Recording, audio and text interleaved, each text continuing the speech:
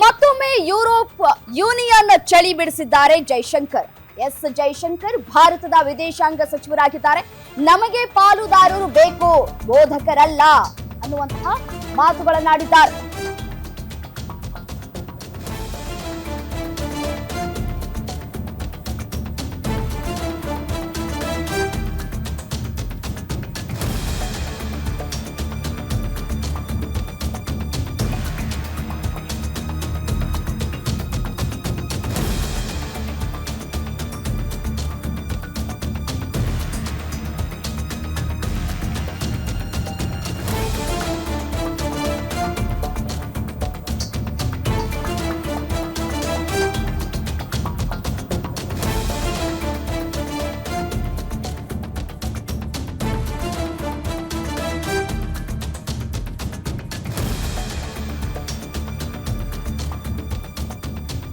ಉತ್ತರ ಧ್ರುವ ಪ್ರದೇಶಗಳಲ್ಲಿ ಅಂದ್ರೆ ಭಾರತದ ವ್ಯವಹಾರ ಸಂಬಂಧಗಳನ್ನ ವಿಸ್ತರಿಸುವ ಬಗ್ಗೆ ಭಾರತದ ವಿದೇಶಾಂಗ ಸಚಿವ ಜೈಶಂಕರ್ ಅವರು ಮಹತ್ವದ ಮಾತುಗಳನ್ನಾಡಿದ್ದಾರೆ.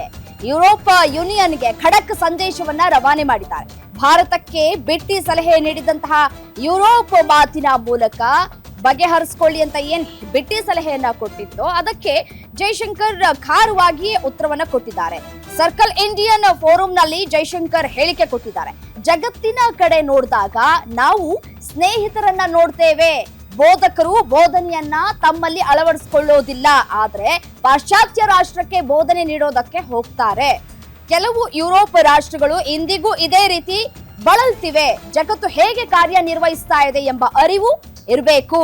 ಆ ಪಕ್ವತೆಯನ್ನ ಯುರೋಪ್ ಯೂನಿಯನ್ ಬಳಸಿಕೊಳ್ಬೇಕು ಅನ್ನುವಂತಹ ಮಾತುಗಳನ್ನಾಡಿದ್ದಾರೆ. ಯುರೋಪ್ ಯೂನಿಯನ್ ಚಳಿ ಬಿಡಿಸಿದ್ದಾರೆ ವಿದೇಶಾಂಗ ಸಚಿವ ಜೈಶಂಕರ್ ಅವರು. And I think from Europe.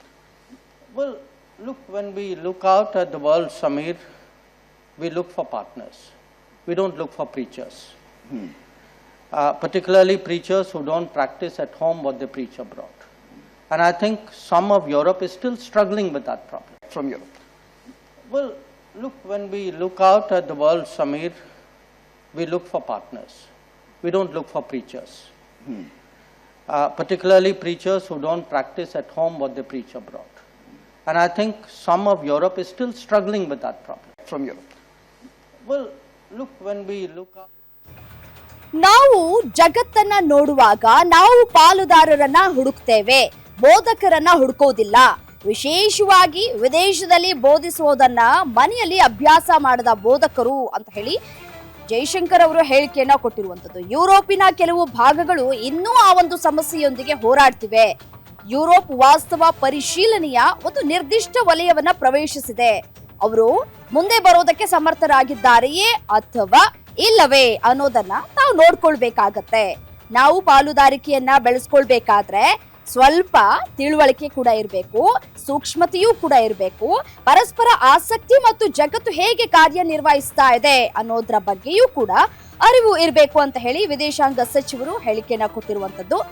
ಅಂದ್ರೆ ಅಮೆರಿಕವೂ ಕೂಡ ಹೆಚ್ಚು ಸ್ವಾವಲಂಬಿಯಾಗಿದ್ರು ಯುರೋಪ್ ಬದಲಾಗ್ತಾ ಇರುವಂತಹ ಬಹು ಧ್ರುವೀಯ ಜಗತ್ತಿಗೆ ಹೊಂದ್ಕೊಳ್ತಾ ಇರುವಂತಹ ಒತ್ತಡವನ್ನ ಕೂಡ ಎದುರಿಸ್ತಾ ಇದೆ ಅಂತ ಈ ಒಂದು ಮಾತುಗಳನ್ನ ಕೂಡ ಆಡಿದ್ದಾರೆ ಜೈಶಂಕರ್ ಅವರು.